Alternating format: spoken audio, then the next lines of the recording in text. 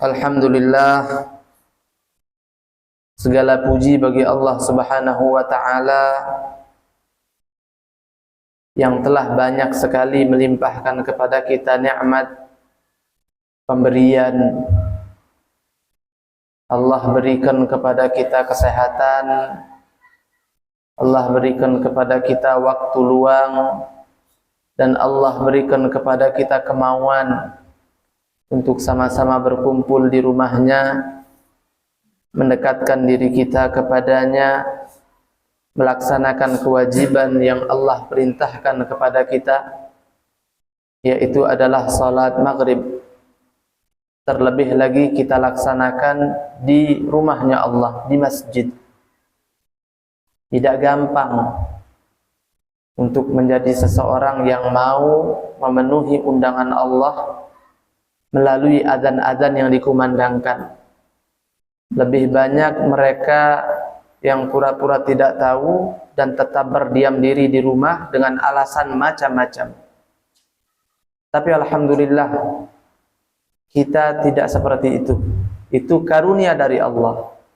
Itu pemberian dari Allah. Bukan kita yang hebat, bukan kita yang pantas, bukan kita yang suci, tapi memang Allah milih kita sehingga kita berkumpul maghriban berjamaah di rumahnya Allah di awal waktu, kemudian dilanjutkan dengan zikir bersama, dilanjutkan pula dengan doa bersama. Itu luar biasa itu. Zikir-zikir yang tadi kita baca itu faedahnya banyak. Terus doa bersama itu hebat. Sebab tidak semua orang itu doanya akan Allah ijabah. Makanya rame-rame ngapo? Walaupun mungkin ada di antara kita yang doanya tidak Allah ijabah, tapi ada juga ikut sama kita yang Allah ijabah doanya. Jadi bisa tembus bareng-bareng, gotong royong. Salat kita pun seperti itu. Ada yang khusyuk ketika rukuk saja, ada yang khusyuk ketika sedang sujud saja, ada yang khusyuk ketika membaca Al-Fatihah saja, ada yang khusyuk ketika sedang duduk di antara kedua sujud saja. Itu masing-masing akan dikumpulkan. Insya Allah full salat kita dari awal sampai akhir semua diterima oleh Allah. Itu sangat mahal sekali. Karena Rasulullah bersabda bahwa salat kita itu akan diterima oleh Allah sampai di mana kadar khusyuknya. Kalau hanya khusyuknya 10% saja dari takbiratul ihram sampai salam, cuman 10% khusyuknya, selebihnya ngelantur kemana-mana pikirannya, maka dari salatnya itu 10% saja Allah terima. Jadi pahalanya atau sholat maghrib kita tadi itu kalau kita sendirian cuma 10% saja kita khusyuk di dalamnya, maka sholat maghrib itu pahalanya tidak kita terima secara utuh, cuma 10%. Nah, tidak demikian dengan orang yang sholat berjamaah. Walaupun kita sholatnya khusyuk 10% misal, orang 10 masing-masing 10%, jadi 100% full pahala maghribnya kita terima. Itu cara mensiasati agar ibadah kita itu benar-benar bisa bermanfaat dan berguna untuk kita. Cuman orang pandai saja yang mau melaksanakannya, cuman orang yang cerdas saja dalam beragama yang mau menerapkannya. Doa tadi begitu juga. Ada orang, kata Rasulullah, dia keadaannya sedang dalam keadaan bermusafir. Orang musafir itu mustajab doanya. Sudah bermusafir, sudah dalam keadaan tidak memiliki apa-apa. Mestinya orang yang semacam ini adalah orang yang paling Allah terima doanya.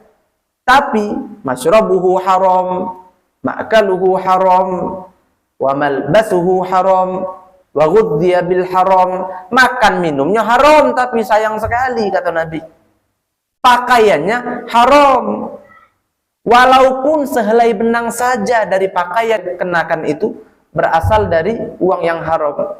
Misal uang itu 100.000, pakaian itu harganya 100.000. Cuman 10 ribunya bayar duit haram, 90 ribunya halal. Nah itu 10 ribu itu membuat orang itu doanya ditolak oleh Allah.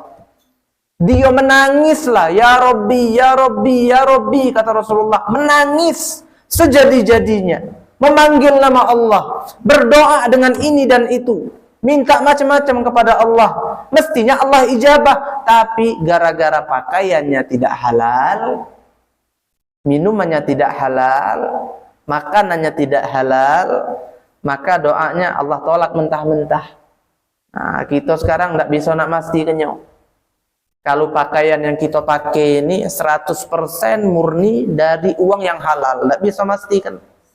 Bisa jadi kita sudah pakai duit yang halal, tapi yang bikin bajunya, konveksinya main curang, main culas, sehingga dianya menghasilkan kain itu dari sumber yang haram. Kita beli pakai duit halal, tapi konveksinya culas dalam berbisnis, sehingga dia dapat bahannya dengan cara yang tidak diridhoi oleh Allah, coro haram. Nah samu baik, tak kate jaminan bahwa apa yang ada pada kita ini semuanya halal. Pakaian kita, yo taruh kelah duit halal aku beli, duit aku sendiri, cara yang halal aku dapatkan. Cuman belum bisa kita pastikan kalau bahannya ini dari awal pertamanya memang sampai ke tangan kita itu halal, kalau tidak bisa pastikan. Makanan kita pun begitu. Aku nih bejajan di mana? Di situ. Si anu boleh bagang dari mana? Tanyakan telusuri, tidak mungkin juga nak cuci dia sama itu, singgung wong. Ada. Kamu nih berjualan ini udah lama ya? Iya. Ini dapat dari mana bekasnya nasi goreng kamu nih? Ada. Cabenya dari mana? Beli halal apa cak mana? Apa nyolong kamu? Tidak mungkin ada. Lokak siramnya cabe kayak gitu. Wong jajan nasi goreng marah singgung wong. Tidak mungkin. Jadi tidak ada kepastian bahwa makanan kita seutuhnya halal. Tidak ada kepastian minuman kita seutuhnya halal. Mungkin kita berupaya dengan cara yang halal, tapi tidak tahu orang sebelum-sebelumnya. Pakaian kita pun begitu. Sehingga kita angkat tangan, nangislah kita, khusyuklah kita, Allah tolak mentah-mentah. Nah, cuman ada orang-orang yang pintar tetap, agar doanya tetap Allah terima, dia doanya di masjid secara berjamaah. Imamnya berdoa, Rabbana atina fid dunya hasanah, ya Allah berikanlah kebaikan bagi kami di dunia, fil akhirati hasanah, begitu pula di akhirat ya Allah berikan juga kami kebaikan di akhirat kelak, wa qina adzabannar, dan lindungilah kami dari azab api neraka. Oh ini yang banyak nih ngamin kini, amin, amin, amin. Tak kado seluruhnya udah Allah ijabah, pasti ada yang Allah ijabah. Sehingga kita pun mendapatkan, karena doanya kan berikanlah kami yang ada di sini ya Allah, kita ada di sini dapat juga. Itu adalah cara-cara cerdas yang diajarkan oleh mereka para salaf kita, sehingga kita ini bisa menjadi orang yang beruntung di dunia juga beruntung di akhirat. Nah, itulah fadilah dan keutamaan berjamaah.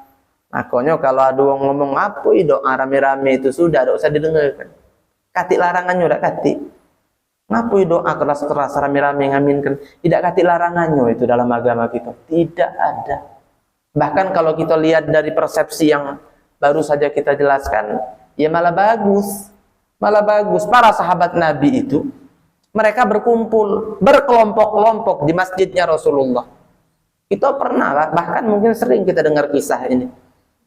Satu-satu didatangi Nabi. Satu kelompok pertama Nabi tanya, ngapoi kamu kumpul? Kami berzikir bersama. Bagus. Ke halakoh yang lain Rasulullah, kenapa kalian berkumpul? Kami berdoa bersama. Tidak Nabi ngomong, ngapoi doa bareng-bareng? Masing-masing bubar-bubar. Kata citonya kan. Akhirnya yang terakhir, kenapa kalian berkumpul? Kami belajar ilmu agama bersama ya Rasulullah. Rasulullah ikut mereka itu. Ngapa? Fadilah keutamaannya lebih besar. Dan alhamdulillah tiga-tiganya saat ini kita kerjakan semua. Kita berkumpul untuk berzikir bersama, kita berkumpul untuk berdoa bersama, kita berkumpul juga saat ini untuk belajar ilmu agama bersama. Mudah-mudahan Segala apa yang kita amalkan Allah terima, dan akan menjadi hal yang bisa membuat kita tersenyum ketika sakaratul maut datang menjemput, sampai nanti kita berjumpa dengan Allah dan hidup bersama Rasulullah di dalam surga. Amin ya rabbal alamin. Ma'asyiral hadirin rahimakumullah, saat ini kita berada di bulan Rajab. Bulan Rajab ini juga dinamakan dengan bulan Syahrul Asab atau Rajab al-Asab. Apa itu al-Asab? Banjir. Banjir tidak sekarang? Tidak kan? Maksudnya bukan banjir air, tapi banjir maghfirah dan pengampunan dari Allah. Karena memang pada bulan ini Allah sehebat-hebatnya memberikan pengampunan seluas-luasnya kepada semua hamba yang mau bertobat kepadanya, kepada semua hambanya yang mau beristighfar dan meminta ampun kepadanya, sehebat-hebatnya. Jadi memang beberapa bulan itu ada kemuliaan khusus padanya. Ramadan syahrul Quran, Ramadan bulan Al-Quran. Kenapa? Allah turunkan Al-Quran padanya. Sya'ban bulan salawat kepada Rasulullah. Kenapa? Karena dulu pada bulan Sya'ban lah turun ayat perintah untuk bersalawat kepada Nabi yang berbunyi, Innallaha wa malaikatahu yusalluna 'alan nabi ya ayyuhalladzina amanu sallu 'alaihi wa sallimu taslima. Kalau bulan Rajab, Rasulullah kabarkan kepada kita bahwa bulan ini adalah bulan yang Allah Subhanahu wa taala memberikan maghfirah, pengampunan sehebat-hebatnya kepada setiap hambanya yang mau mengaku bersalah, meminta ampun serta bertobat kepadanya. Ma'asyiral hadirin rahimakumullah, ada yang tidak tahu dengan hal ini. Ada yang tahu tapi pura-pura tidak tahu. Ada yang tahu dan tidak mau melewatkan momen indah ini.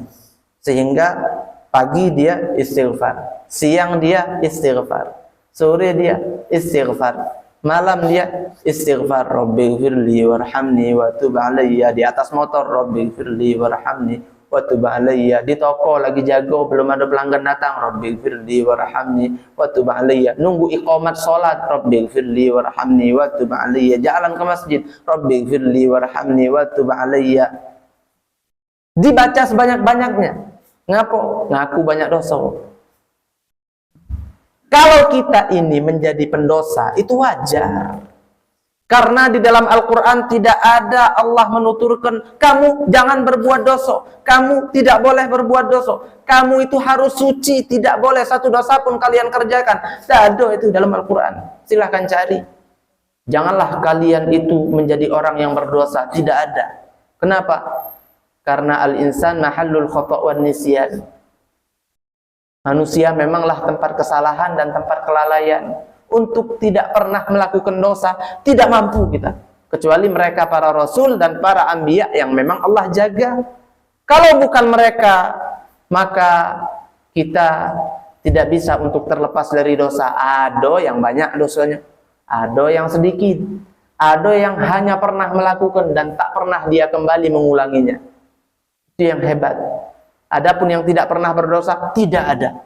Kecuali para rasul dan para anbiya saja. Jadi ketika kita ini sadar pernah melakukan dosa, itu bukan sebuah kehinaan. Tapi kehinaan jikalau kita sudah tahu punya dosa, tapi tak mau bertobat, tapi tidak mau beristighfar dan minta ampun kepada Allah, tapi masih ketantang-ketenteng, ngaku seakan-akan tak punya dosa, ngaku tak pernah istighfar.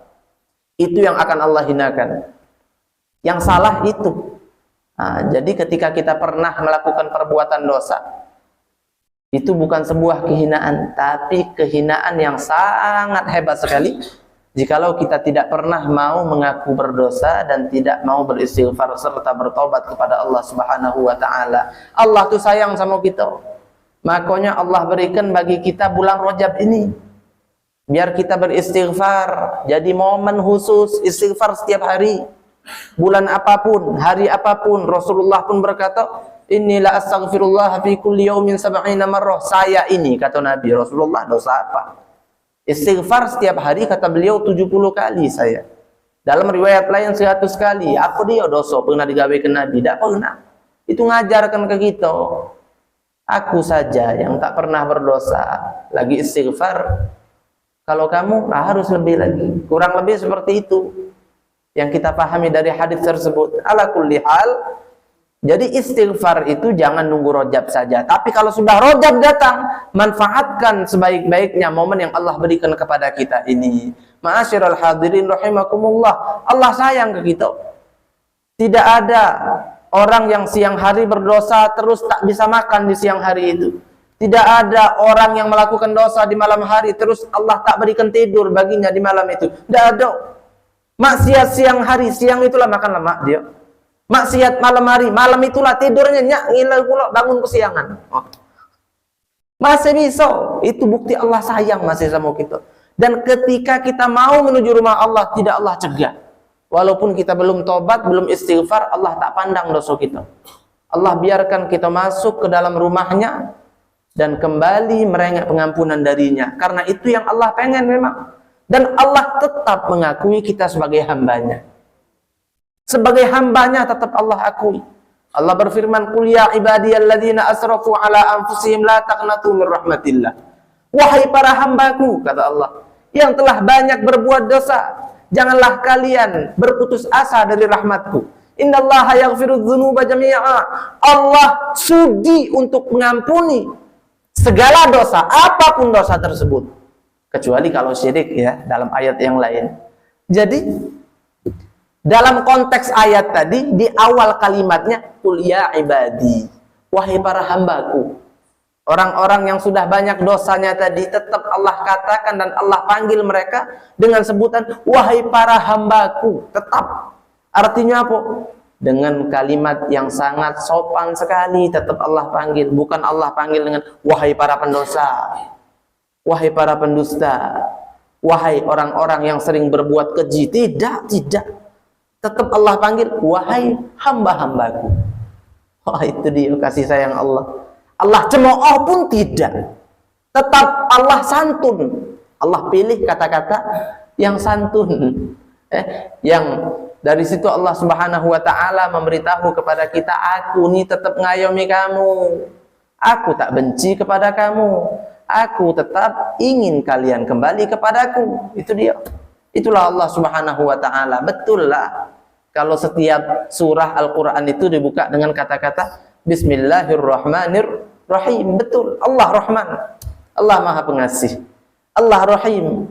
Allah Maha Pengampun. Nah, jadi momen Rajab ini harus kita gunakan sebaik-baiknya, sebab kalau nanti ajal menjemput dan ternyata masih ada satu saja dosa yang belum pernah atau belum sempat kita beristighfar dan minta ampun darinya, maka satu dosa tersebut sudah lebih dari cukup untuk menjerumuskan kita ke dalam jurang api neraka dan kita tidak kuat untuk menanggungnya. Ma'asyiral hadirin rahimakumullah, kalau kita sudah tobat, Allah akan samakan diri kita dengan orang yang tidak pernah berbuat dosa. Ada sebuah hadis riwayat Ibnu Majah yang langsung didengar oleh sahabat mulia Abdullah bin Mas'ud radhiyallahu taala anhu. Apa kata Nabi? At-taibu minadz-dzambi kaman la dzambalah. Orang yang bertobat dari perbuatan dosa itu sama, kata Rasulullah, seperti orang yang tidak pernah melakukan dosa. Tuh, Allah bersihkan kita seakan-akan kita tidak pernah berdosa lagi. Jadi jangan pernah kita melihat sinis orang-orang yang dulunya orang nakal, dulunya suka bermaksiat, dulunya sering tidak sholat, bahkan tatonya masih ada melekat di tubuh. Oh, jangan kita hinakan. Walaupun di dalam hati, jangan. Dia sudah tobat.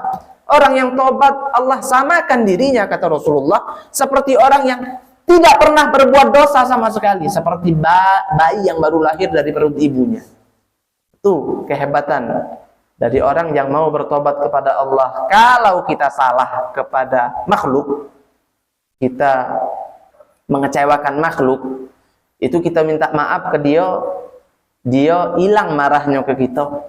Oh, maaf kelaku, tidak lagi niat. Oh ya sudah, jangan ulangi lagi. Tidak marah lagi dia ke kita. Tapi sebatas itu saja.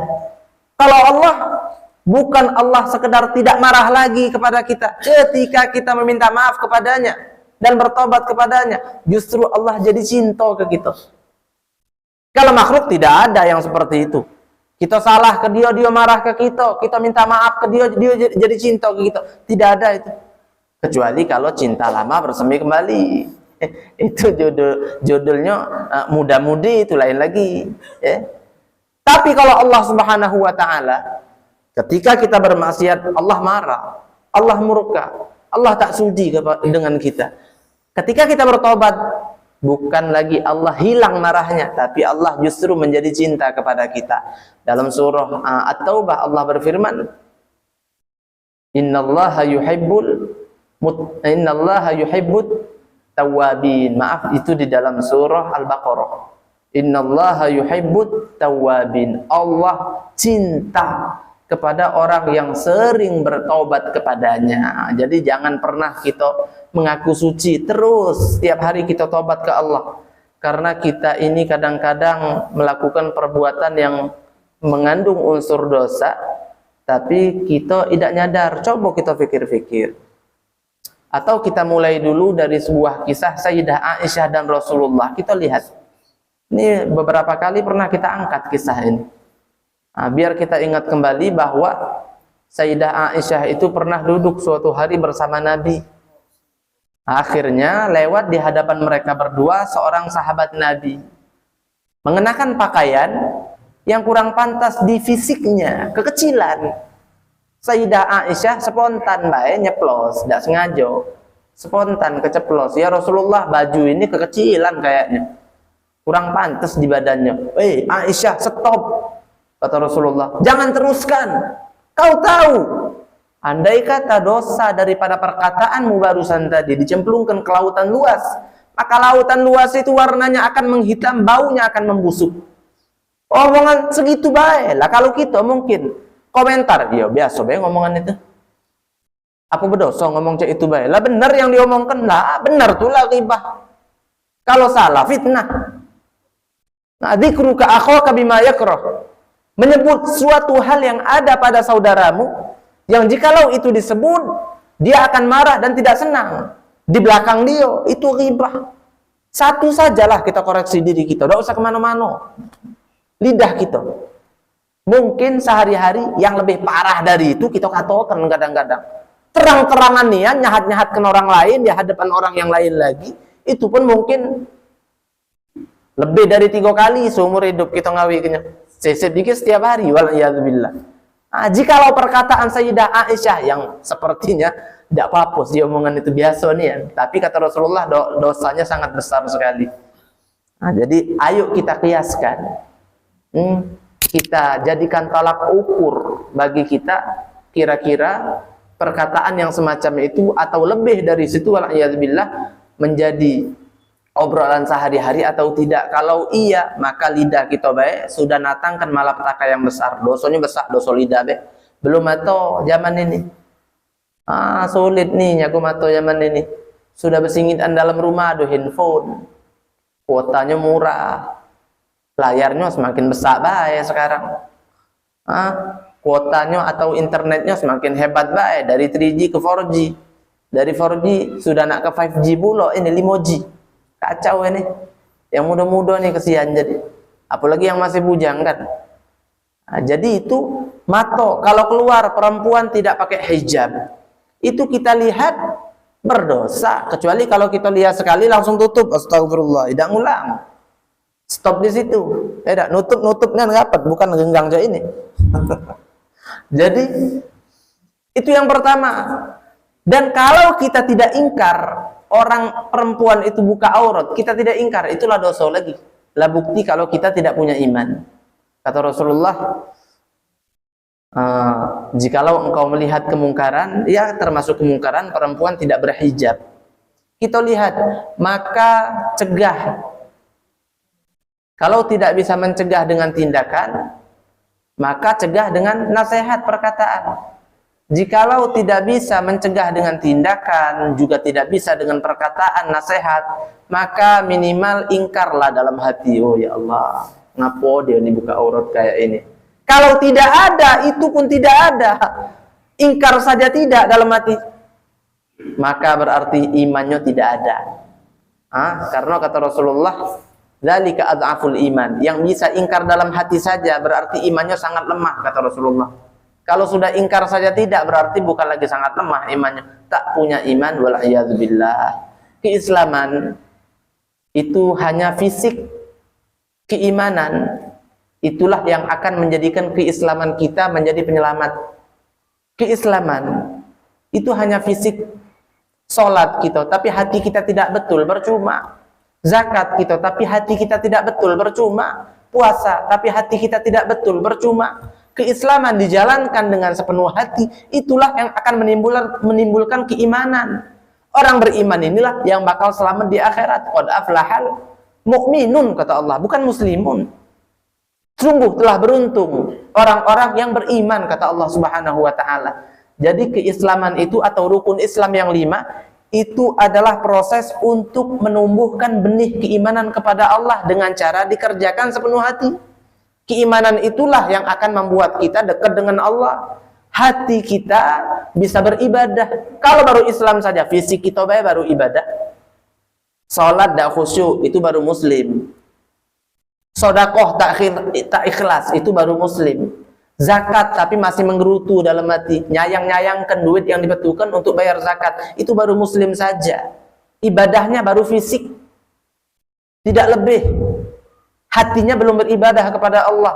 Nah, ketika hal tersebut dilakukan dengan sepenuh hati, sholatnya, zakatnya, puasanya, hajinya bukan pengen dipuji, tapi pengen memang datang ke rumah Allah, memenuhi panggilan Allah dan rindu kepada Allah, itu dengan hati baru.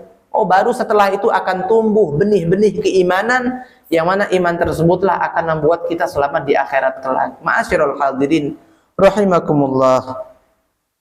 Mudah-mudahan momen Rajab ini menjadi momen yang indah bagi kita, yang bisa membuat kita ini ibadahnya bukan hanya fisik saja, tapi juga hati kita pun beribadah. Karena kalau hati kita sudah bisa beribadah, hati itulah yang akan mencegah kita dari perbuatan maksiat. Tidak bisa lagi mata kita nengok maksiat, tidak mau lagi lidah kita ngomong yang tidak benar, tidak mau lagi kuping kita dengar yang haram, tidak mau lagi kemaluan tangan, kaki dan perut melakukan hal-hal yang tidak diridhoi oleh Allah Subhanahu wa taala. Karena inna fil jasadi mudghah, di dalam jasad kita ada segumpal daging, kata Rasulullah. Idza saluhas sa'iru jasadih, jikalau segumpal daging tersebut baik, maka sekujur tubuh kita pun akan ikut baik. Sebaliknya, idza fasadat sa'irul jasad, kalau itu segumpal daging jahat dan tidak baik, maka sekujur tubuh kita pun akan melakukan perbuatan yang tidak baik. Ala wahyal qalbu, itulah hati, kata Rasulullah sallallahu alaihi wasallam. Ma'asyiral hadirin rahimakumullah. Jadi untuk yang namanya istighfar itu kita sangat perlu sekali, karena kita bukan makhluk yang maksum. Atau kita terkadang berdosa, lidah kita terkadang berdosa, kuping kita terkadang berdosa, kemaluan kita kadang-kadang wal'iyadzubillah berdosa, perut kita menampung yang syubhat apalagi yang haram, tangan kita melakukan yang tidak diridhoi oleh Allah, kaki kita pun melangkah ke tempat-tempat yang tidak disukai oleh Allah wal'iyadzubillah. Jadi kita minta kepada Allah agar Allah jaga sekujur tubuh kita dari maksiat, dan agar Allah ampuni segala dosa yang pernah kita lakukan menggunakan organ tubuh kita yang manapun. Amin, Allahumma amin.